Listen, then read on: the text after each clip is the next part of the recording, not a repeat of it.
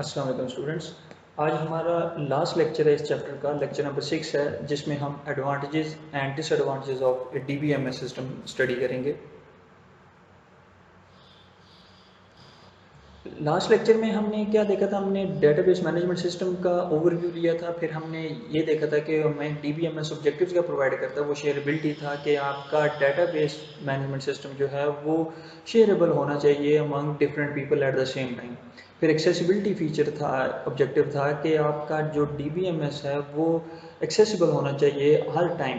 फिर हमने इवॉल्बिलिटी का पढ़ा था कि अगर आपके यूज़र की नीड्स चेंज होती हैं तो या टेक्नोलॉजी चेंज होती है तो आपका डीबीएमएस भी उसके हिसाब से अपग्रेड हो सकना चाहिए। फिर डाटा इंटेग्रिटी था कि आपका जो डाटा है वो एट एनी टाइम आपका कंसिस्टेंट और एक्यूरेट रहना चाहिए। फिर हमने फीचर्स ऑफ डीबीएमएस देखे थे कि हमारे पास डीबीएमएस फीचर्स कौन से प्रोवाइड करता है। उसमें हमने कहा कि जी हमारे पास डाटा डिक्शनरी है। फिर हमने कहा यूटिलिटीज़ हमारे पास आ जाती हैं डीबीएमएस की कैपेबिलिटीज़ को एनहेंस करने के लिए। क्यूरी लैंग्वेज हमें सपोर्टेड होती है।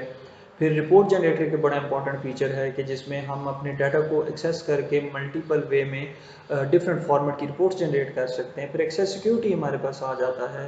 फिर बैकअप एंड रिकवरी आता है। अब फीचर्स तो हमने देख लिए, हमने अब आगे जाके देखना है कि हमें एडवांटेजेस और डिसएडवांटेजेस कौन कौन से प्रोवाइड किए जाते हैं थ्रू ए डीबीएमएस। आज के हमारे टॉपिक्स वही होंगे। हम advantage of database management system देखेंगे, फिर हम डिसएडवांटेज ऑफ डेटाबेस सिस्टम देखेंगे, फिर प्रीवियस स्कीम की तरह हम इंपॉर्टेंट क्वेश्चन को भी स्टडी करेंगे और फिर शॉर्ट समरी होगी। हमारे पास एडवांटेज ऑफ डेटाबेस सिस्टम में सबसे पहले एडवांटेज क्या आता है कि मिनिमम डाटा रिडंडेंसी। हमने ये स्टडी किया था कि जो ट्रेडिशनल फाइल बेस्ड सिस्टम था उसमें आपका डाटा जो है वो मल्टीपल फाइल्स में स्टोर होता था तो रिपीट हो जाता था। लेकिन आपके पास डेटाबेस सिस्टम में जो कि इंटेग्रल डाटा स्टोर होता है, इंटीग्रेटेड फॉर्म में स्टोर होता है, एक ही जगह पे स्टोर होता है, तो डाटा आपका रिडंडेंट नहीं होता, जिसकी वजह से आपके पास क्या होता है, आपकी डाटा रिडंडेंसी जो है वो मिनिमम हो जाती है या ऑलमोस्ट ज़ीरो हो जाती है, क्योंकि आपका डाटा रिपीट नहीं हो रहा। फिर डाटा रिडंडेंट ना होने की वजह से आपको एक और एडवांटेज जो डेटाबेस सिस्टम यूज़ करने का मिलता है वो डाटा कंसिस्टेंसी आपके पास आ जाती है। हमने लास्ट टाइम एग्जांपल एक देखी थी, जब हमने ट्रेडिशनल फाइल सिस्टम स्टडी किए थे। हमने देखा था कि अगर एक स्टूडेंट कंप्यूटर साइंस के व्हाट्सएप ग्रुप में है और वही स्टूडेंट आपका फिजिक्स के व्हाट्सएप ग्रुप में भी है, अगर उसका नाम डिफरेंट लिखा हुआ है, अगर वो कहता है कि जी मेरा नाम चेंज हो गया है और वो सिर्फ कंप्यूटर साइंस के ग्रुप में अपडेट करवाता है और फिजिक्स के ग्रुप में अपडेट नहीं होता, तो इसका मतलब है उसका डाटा इनकंसिस्टेंट हो गया है, वो अब कंसिस्टेंट नहीं रहा। अब वो किस वजह से हुआ था? क्योंकि आपका डाटा रिडंडेंट हो गया था। लेकिन जो कि डेटाबेस सिस्टम में आपका डाटा रिडंडेंट ही नहीं होता, सिंगल लॉजिकल स्ट्रक्चर में स्टोर होता है, तो रिपीटिशन ना होने की वजह से आप जो है वो कंसिस्टेंट रहता है। डाटा शेयरिंग आपके पास एक्स्ट्रा एडवांटेज एक आपके पास आ जाता है कि आप अपने डाटा को, बेशक वो सिंगल स्ट्रक्चर में स्टोर है, एक ही जगह पे स्टोर है, आप उसको एक्सेस कर सकते हो between different user at any time. आपके बहुत सारे लोग जो हैं वो बहुत सारे डिफरेंट लोकेशन से आपका डाटा एक ही टाइम पे एक्सेस कर सकते हैं। फिर आपके पास फर्दर जो एडवांटेज आता है वो डाटा इंडिपेंडेंस है। डाटा इंडिपेंडेंस हम कहते हैं कि separation of data from application programs. हमारे पास एक डाटा हो गया, हमारे पास एक एप्लीकेशन प्रोग्राम हो गया जिनको यूज़ करके हम डाटा को मैनिपुलेट करते हैं। उन दोनों की जो सेपरेशन आपस में, वो हमारे पास क्या है, वो डाटा इंडिपेंडेंस कहलाती है। जो ट्रेडिशनल फाइल सिस्टम था उसमें एप्लीकेशन प्रोग्राम और डाटा इंडिपेंडेंट नहीं थे, वो दोनों आपस में जुड़े होते थे, डिपेंडेंट होते थे एक दूसरे से। अगर आपका डाटा चेंज हो गया तो आपका एप्लीकेशन प्रोग्राम भी चेंज होना ज़रूरी है, या अगर आपका एप्लीकेशन प्रोग्राम चेंज हो गया तो आपका डाटा भी अपडेट होना ज़रूरी है। लेकिन डेटाबेस सिस्टम में ये चीज़ नहीं होती, क्योंकि उसमें एप्लीकेशन प्रोग्राम और डाटा के दरमियान जो सेंट्रल आपके पास एक एंटिटी आ जाती है वो डीबीएमएस है। अब अगर आपका डाटाबेस चेंज होता है या डाटा चेंज होता है तो वो आपका एप्लीकेशन प्रोग्राम्स को अफेक्ट नहीं करेगा।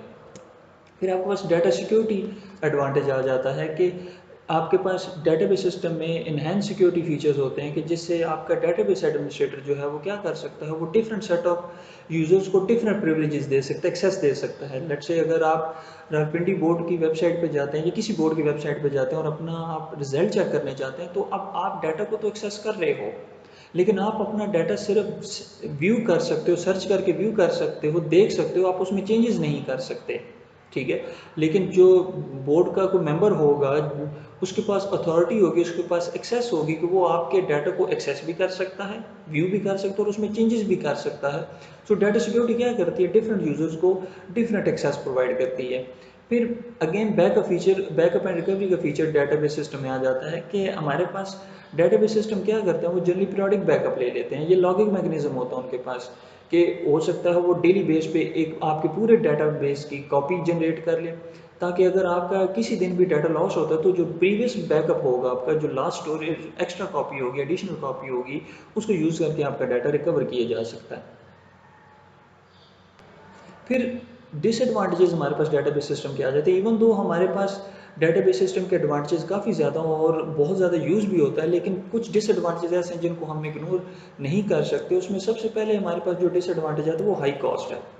अब डीबीएमएस आपका बजाते खुद एक हैवी सॉफ्टवेयर है, उसको अगर आपने एफिशिएंटली एग्जीक्यूट करना है, रन करना है अपने कंप्यूटर सिस्टम पे, तो आपको अपना कंप्यूटर भी, आपको सिस्टम भी ऐसा ही पावरफुल और चाहे एक्सपेंसिव चाहिए होगा। आप नॉर्मल सिस्टम पे डीबीएमएस हैवी सॉफ्टवेयर को नहीं रन कर सकते। अगर वो आप रन भी करेंगे तो वो स्लो रन होगा, आपको परफॉर्मेंस वो नहीं मिल पाएगी।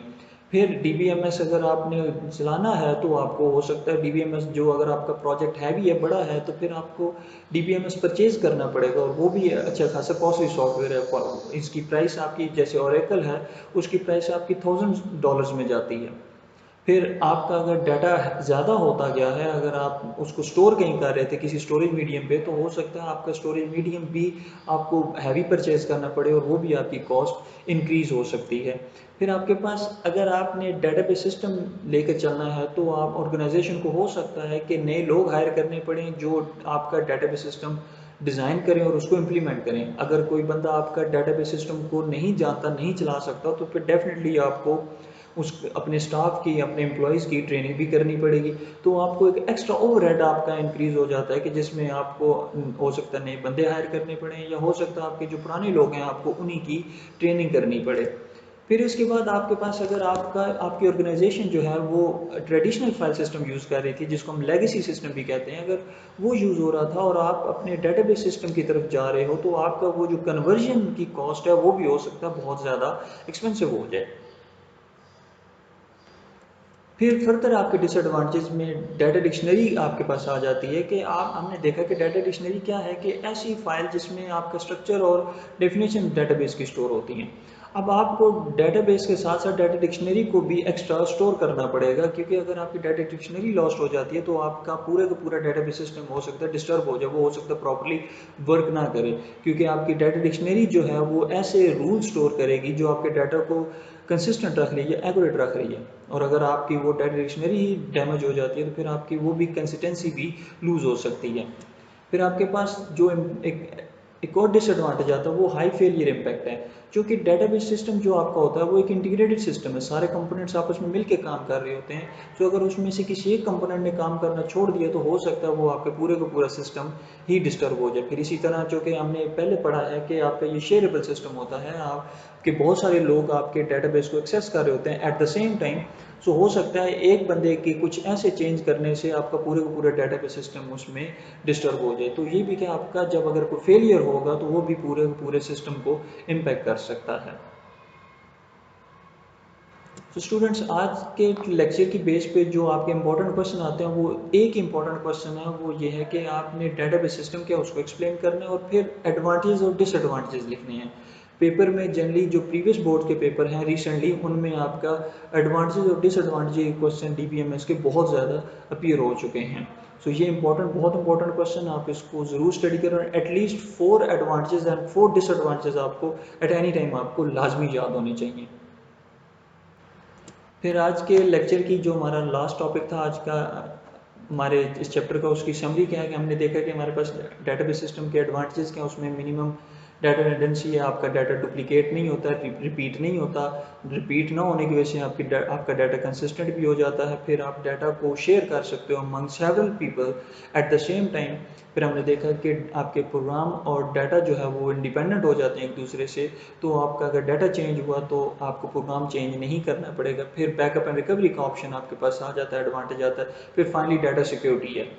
इसी तरह एडवांटेज के साथ साथ डिसएडवांटेज भी डेटाबेस सिस्टम के स्टडी किए जाते हैं। उसमें आपके पास सबसे पहले तो हाई कॉस्ट है, आपको परचेज करने के लिए अच्छे खासे पैसे लगाने पड़ सकते हैं। फिर अगर आपने डेटाबेस सिस्टम की तरफ गए हैं तो आपको नया स्टाफ हायर करना पड़ सकता है और उसकी ट्रेनिंग भी हो सकता है आपको करनी पड़े।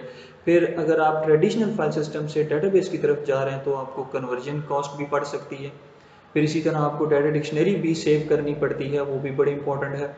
फिर आपका लास्ट जो हमने पॉइंट पढ़ा वो ये था कि अगर कोई एक कंपोनेंट भी आपका इम्पैक्ट होता है तो फेल होता है तो फिर उसकी वजह से आपका पूरे का पूरा डेटाबेस जो हो सकता है वो इम्पैक्ट हो सकता है।